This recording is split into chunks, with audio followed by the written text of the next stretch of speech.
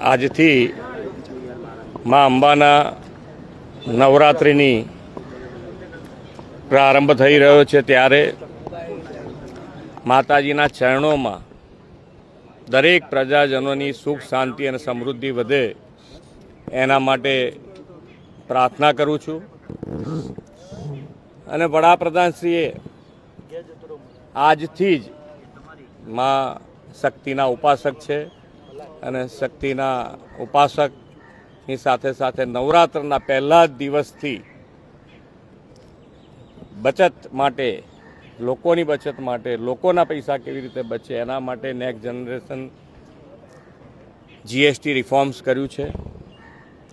એટલે બચત અવસર તરીકે આજથી શરૂ થાય છે આપણા ત્યાં આગળ કે દરેક જણને, દરેક વેપારી પોતે આ જીએસટીનો લાભ છે ગ્રાહક સુધી મોકલે એના માટેનો પણ આગ્રહ કર્યો છે.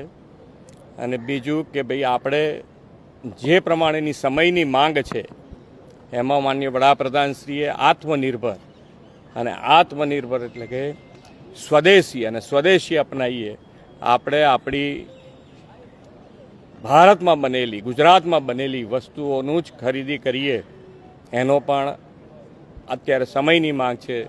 તો એ પણ આપણે આત્મનિર્ભર તરફ વધવા માટે સ્વદેશી અપનાવીએ, સ્વદેશી ખરીદીએ, સ્વદેશી બનાવટ વેચવાનું પણ આગ્રહ રાખીએ. એટલા માટે દરેક જણને આ બધો જ લાભ પ્રજાજનોને વધુને વધુ મળે અને જીએસટીની બચત એમના ઘર સુધી પહોંચે, એમના આનંદ સુધી પહોંચે, એમના વૈભવ સુધી પહોંચે, એ જ અભ્યર્થના.